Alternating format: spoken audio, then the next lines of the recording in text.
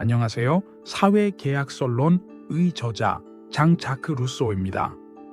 제가 이 책을 쓰게 된 배경에는 인간은 태어날 때는 자유롭지만 어디를 가나 쇠사슬에 묶여 있다.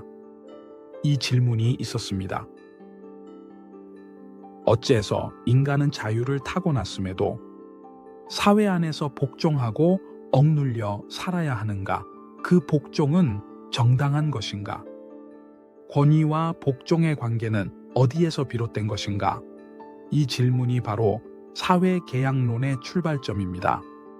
이 책에서 저는 한 가지 대담한 주장을 했습니다.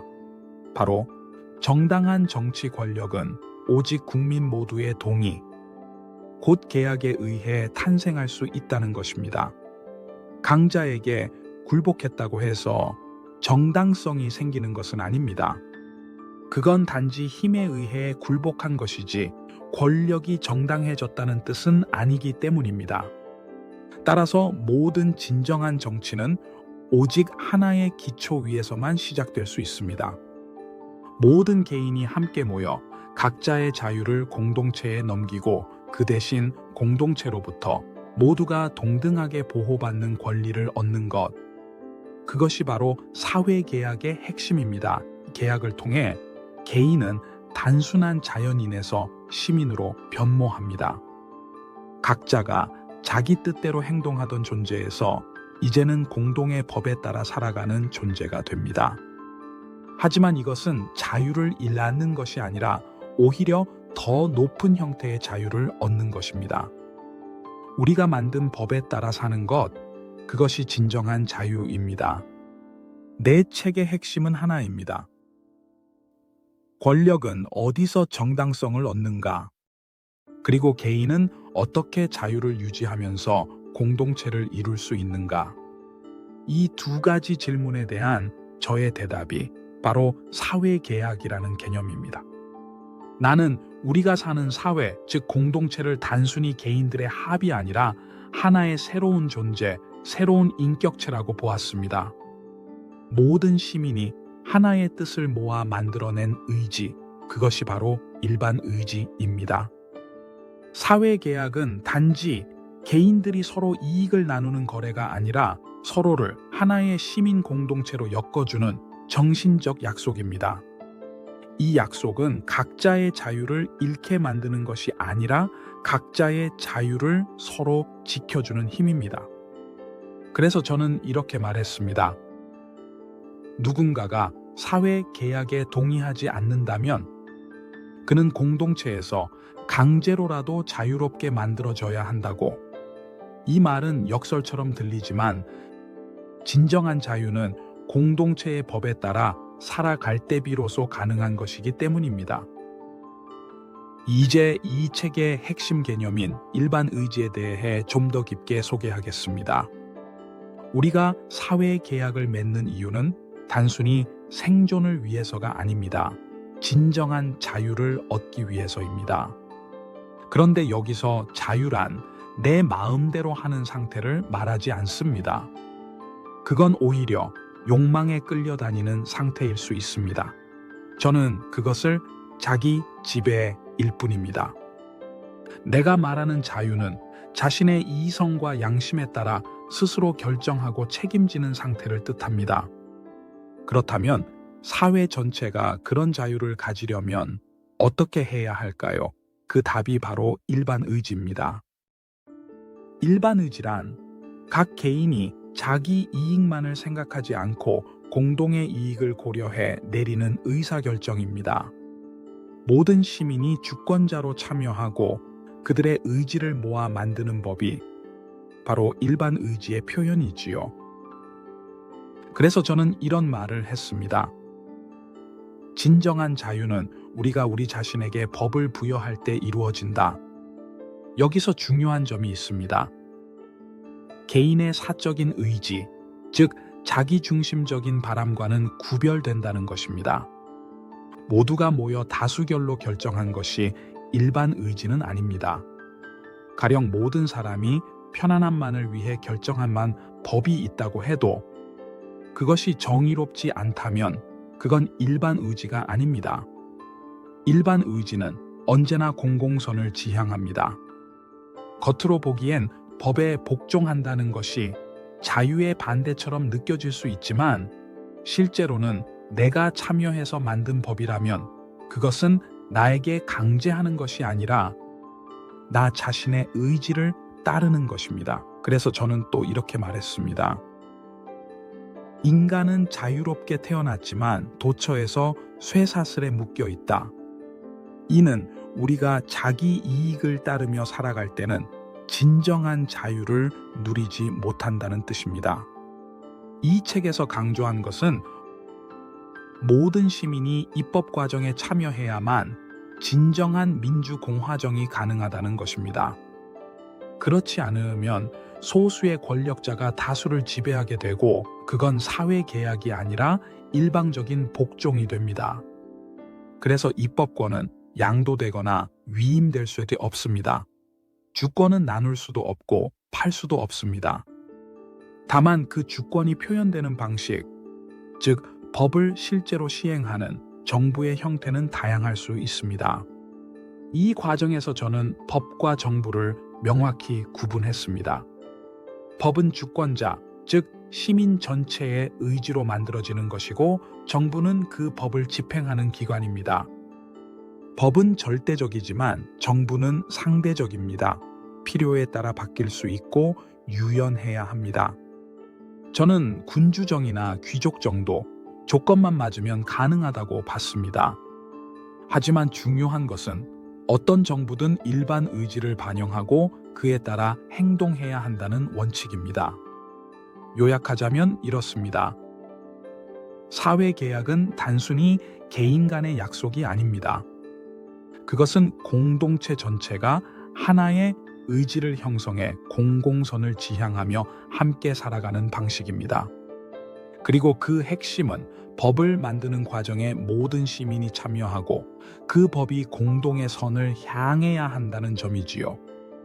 이것이 제가 말한 자유입니다. 자신을 지배하는 자유, 공동선을 향해 나아가는 자유. 그 자유는 개인의 고립된 욕망이 아니라 공동체와 함께 숨쉬는 의지에서 나옵니다. 여기서 우리가 간과해선 안 될 부분이 있습니다. 우리가 흔히 착각하기 쉬운 건데요.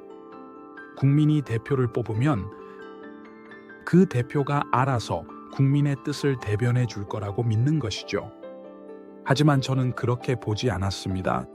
주권은 절대 위임될 수 없습니다. 누구에게도 넘겨줄 수 없는 것입니다. 그건 마치 내 자유를 누군가에게 맡기는 것과 같습니다.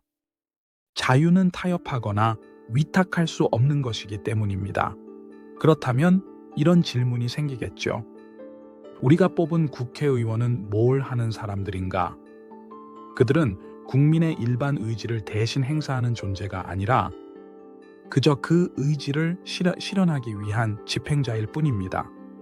진짜 주권은 늘 국민에게 있습니다. 이 점에서 저는 당시 많은 철학자들과 달랐습니다. 그들은 한 사람의 대표 혹은 소수의 엘리트가 국민을 대신할 수 있다고 봤습니다. 그러나 저는 국민은 늘 직접 참여해야 한다고 보았습니다. 물론 현실적인 한계가 많다는 건 잘 압니다. 하지만 그 현실의 어려움이 주권을 포기할 이유는 되지 않습니다. 여기서 중요한 개념이 하나 더 나옵니다. 바로 법입니다. 저는 법이란 일반 의지의 표현이라고 생각했습니다. 모든 법은 국민이 만든 것이어야 하며 국민 전체의 이익을 위해 존재해야 합니다. 누군가 소수의 이익을 위해 법을 만들고 집행한다면 그것은 법이 아니라 억압입니다. 법은 자유를 제한하는 것이 아니라 자유를 공동체 속에서 지켜주는 울타리입니다.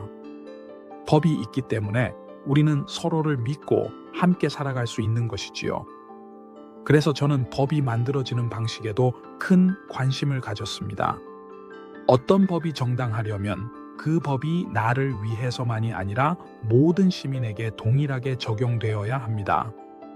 다수결의 원칙이 중요한 이유도 여기에 있습니다. 그러나 단순한 숫자의 논리가 아니라 다수 안에 담긴 일반 의지가 중요한 것입니다. 그러면 또 다른 질문이 생깁니다. 만약 모든 사람이 투표에 참여하지 못한다면, 그리고 모든 사람이 교육을 받지 못한 상태에서 투표를 한다면 그들의 판단이 진짜 일반 의지를 반영한다고 볼 수 있을까요? 이건 저도 굉장히 중요하게 본 부분입니다. 그래서 저는 시민 교육이 매우 중요하다고 생각했습니다. 자기 이익만 따지는 사람은 좋은 시민이 아닙니다. 자신과 이웃, 사회 전체를 함께 생각하는 마음이 있어야 비로소 올바른 판단을 할 수 있다고 봤습니다. 그런 의미에서 시민의식은 저절로 생기지 않습니다. 좋은 시민은 훈련과 교육을 통해 만들어져야 합니다. 그리고 그런 교육은 단순한 지식 전달이 아니라 공동체의 가치를 내면화하는 과정이 되어야 합니다. 저는 시민교육이 정치제도보다 더 중요하다고 믿었습니다. 아무리 훌륭한 헌법과 제도를 만들어도 그 안에 사는 사람이 그 정신을 이해하지 못하면 그 제도는 껍데기에 불과합니다. 결국 모든 건 사람에게 달려 있습니다. 사람이 바뀌지 않으면 제도도 바뀌지 않습니다. 그 사람이란 건 결국 시민이지요. 이제 다시 정부 형태에 대해 이야기해 보겠습니다. 저는 민주정, 귀족정, 군주정을 비교하면서 각각 장단점이 있다고 보았습니다. 민주정은 가장 이상적이지만 대규모 국가에서는 실행이 어렵습니다. 모든 사람이 법을 만들고 집행하는 데 참여하는 건 현실적으로 쉽지 않으니까요. 귀족정은 조금 더 현실적인 대안일 수 있습니다. 다만 그 귀족들이 진짜 도덕적 시민일 때만 가능하지요. 그들이 공동체 전체의 이익을 생각하는 엘리트여야만 합니다. 군주정은 효율성 면에서는 유리하지만 권력이 한 사람에게 집중되기 때문에 타락할 위험이 큽니다. 따라서 어떤 정부 형태가 최선이냐는 질문에 저는 단 하나의 답을 제시하지 않았습니다. 중요한 건 그 형태가 일반 의지를 얼마나 잘 반영하느냐입니다. 형식보다 본질이 중요하다는 것이지요. 이쯤 되면 사람들이 흔히 오해하는 점도 짚고 넘어가야 합니다. 일반 이지라고 하면 모든 사람의 뜻을 다 합한 것으로 생각하는 경우가 많습니다. 하지만 그것은 단순한 전체의 합이 아닙니다. 일반 의지는 각자의 이익을 뛰어넘어 공동체 전체를 위한 가장 좋은 방향을 고민한 결과입니다. 그건 때로는 나의 개인적 욕망과 충돌할 수 있습니다. 하지만 그럴수록 진짜 자유가 드러납니다. 왜냐하면 우리는 누군가에게 지배당하지 않고 스스로 만든 법에 따라 살아갈 때 비로소 자유롭기 때문입니다. 자유는 하고 싶은 대로 하는 것이 아닙니다. 진짜 자유는 내가 나 자신에게 법을 부여할 수 있을 때 주어지는 것입니다. 이것이 바로 제가 말한 정치적 자유입니다. 그리고 이것이 사회 계약을 통해 우리가 도달해야 할 지점입니다. 제가 이 책에서 반복해서 말하는 주제 중 하나는 진짜 자유는 우리가 법을 만들 때 참여할 때만 가능하다는 점입니다. 만약 내가 법을 만드는 데 참여하지 못했다면 그 법은 나에게 외부에서 강요된 것일 뿐입니다. 그건 자유가 아닙니다. 복종이지요. 그렇다면 참여하지 않은 사람은 반드시 불복종해야 하느냐? 그건 아닙니다. 그보다는 제도가 참여할 수 있는 기회를 공정하게 제공하고 있었느냐가 중요합니다. 저는 모든 시민이 법을 만드는 데 있어 기본적으로 동등한 권리를 갖고 있어야 한다고 봤습니다. 이것은 단순히 투표권만 이야기하는 게 아닙니다. 정치적 참여란 공동체의 방향에 대해 자신의 생각을 말하고 공감하고 책임지는 것을 모두 포함합니다. 이런 의미에서 사회계약이란 단지 계약서 한 장 쓰는 일이 아닙니다. 삶의 방식 자체를 바꾸는 일입니다. 자신을 고립된 개인으로 여기지 않고 다른 사람들과 연결된 존재로 인식하는 순간 우리는 더 이상 혼자가 아닙니다. 이 공동체는 단순한 다수결 집단이 아닙니다. 그 속에는 윤리적 약속이 있고 도덕적 책임이 있습니다. 사회의 모든 구성원은 서로를 위한 약속을 기반으로 자유를 지키고자 함께 노력해야 합니다. 자유와 평등은 같이 가야 합니다. 만약 어떤 자유가 누군가의 희생 위에 서 있다면 그것은 자유가 아닙니다. 또한 평등이 억압으로 변하지 않도록 조심해야 합니다. 이건 균형의 문제입니다. 누구도 너무 많은 권력을 가져서는 안 됩니다. 그래서 권력은 분산되어야 하고 시민들은 감시할 수 있어야 합니다. 이 감시와 통제가 바로 민주주의의 핵심입니다.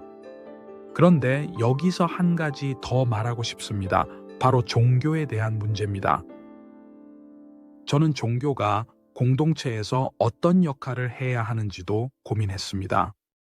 많은 군주들은 종교를 정치적 도구로 사용했습니다. 사람들을 복종시키기 위해 신의 뜻을 빌렸지요. 하지만 저는 진짜 종교는 양심의 문제라고 생각했습니다. 공동체의 도덕적 기초를 다지는 역할은 할 수 있지만 정치에 종속되어서는 안 됩니다. 국가와 종교는 서로 존중하면서도 각자의 영역을 지켜야 한다고 봤습니다. 그래야 국민이 자유롭게 생각하고 자유롭게 믿고 자유롭게 행동할 수 있기 때문입니다.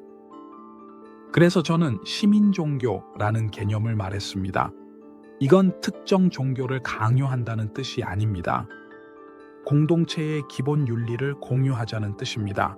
거짓말을 하지 말고 계약을 어기지 않고 공공의 선을 위해 행동하자는 도덕적 기반이 필요하다는 것이죠. 이 모든 논의의 핵심은 결국 우리가 어떻게 자유로운 존재로 살아갈 수 있느냐는 질문으로 돌아옵니다. 저는 인간은 본래 자유롭게 태어났다고 믿었습니다. 그 자유는 타인과의 관계 안에서 진정으로 실현될 수 있습니다. 혼자서 산다는 건 자유처럼 보이지만 사실은 가장 취약한 상태입니다. 자유는 고립에서 오는 게 아니라 관계 안에서 자기 주체성을 지켜낼 때 비로소 의미를 갖습니다. 그래서 저는 사회 계약을 통해 인간이 동물적인 존재에서 벗어나 도덕적 존재로 거듭날 수 있다고 믿었습니다. 우리는 법을 만들고 그 법에 스스로 복종함으로써 인간답게 사는 법을 배우게 됩니다. 이런 방식의 자유는 누구에게도 빼앗기지 않는 가장 단단한 자유입니다. 그 자유를 지키기 위해 우리는 공동체를 세우고 끊임없이 대화하고 참여하고 때로는 싸워야 합니다. 그러니 자유는 끝없는 노력의 결과입니다. 저절로 주어지는 것도 한 번 얻으면 영원한 것도 아닙니다. 항상 지켜야 할 것, 항상 함께 나누어야 할 것, 그게 제가 말한 사회계약의 본질입니다. 제가 이 책을 쓴 데에는 제 개인적인 경험도 깊이 들어가 있습니다. 저는 평범한 시민의 아들로 태어났고 정치 권력이나 부유한 배경과는 거리가 멀었습니다. 그래서 어릴 적부터 늘 왜 누군가는 명령하고 왜 누군가는 복종해야만 하는지 의문이 많았습니다.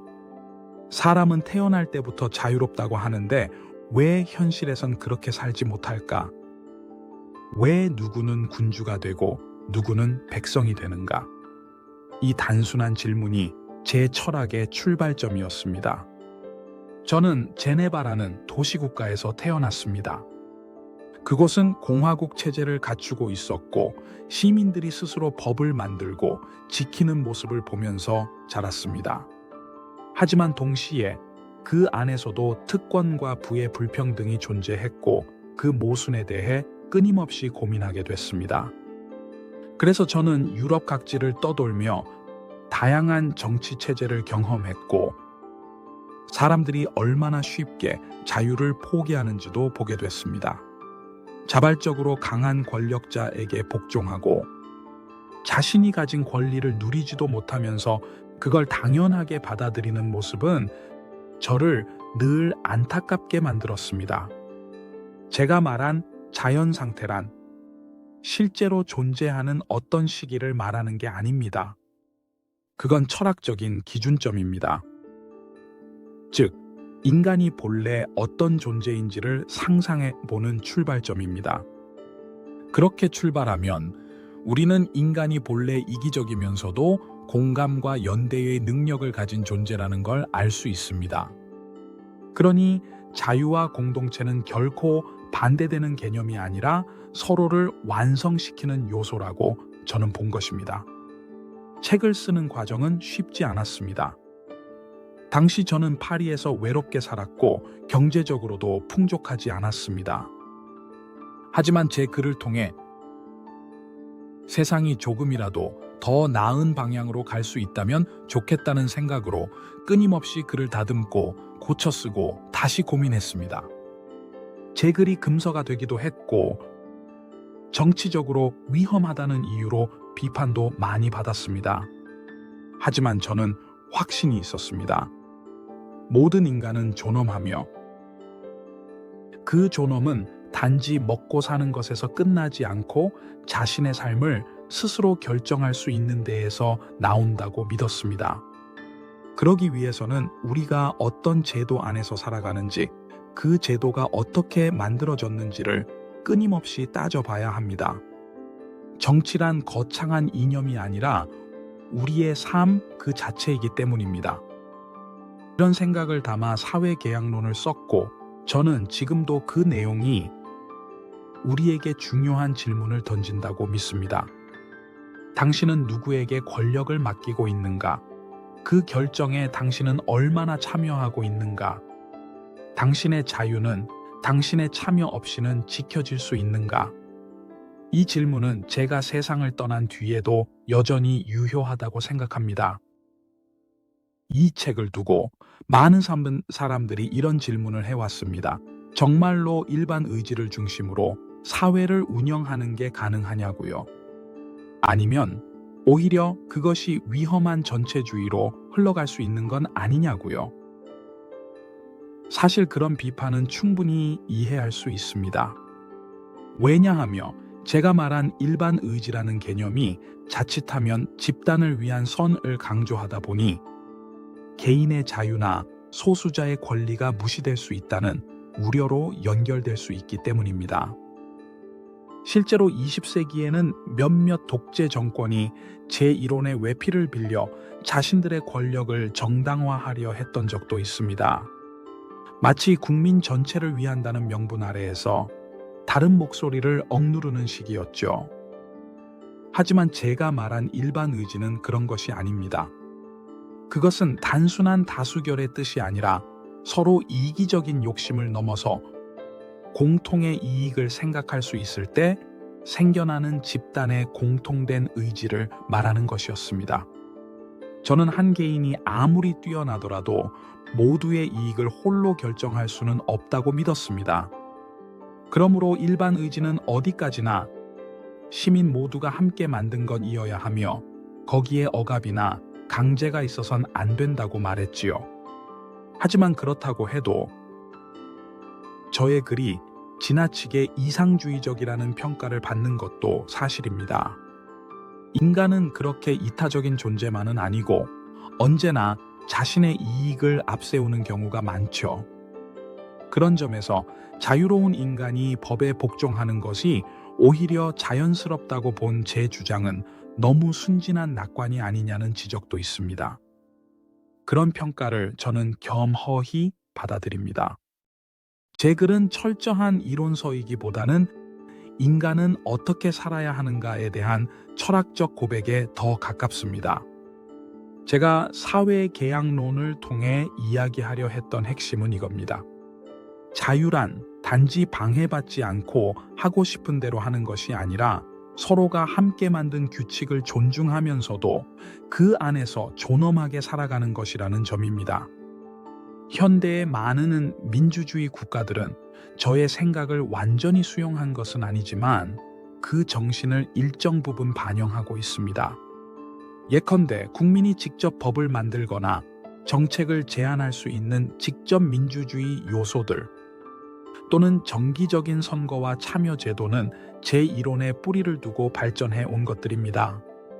또한 시민들이 공통의 가치와 연대를 고민하고 공동체 속에서 살아가는 의미를 묻는 방식도 여전히 제 글에서 많은 영향을 받아왔습니다. 물론 시대가 달라졌고 지금의 사회는 더 복잡해졌습니다. 권력의 작동 방식도, 정보의 흐름도, 그리고 시민들의 삶도 모두 제 시절과는 다릅니다. 하지만 그렇기 때문에 저는 지금의 독자들에게 이렇게 말하고 싶습니다. 여러분은 지금 어떤 사회에 살고 있습니까? 그리고 그것이 진정 여러분이 동의한 계약의 결과입니까?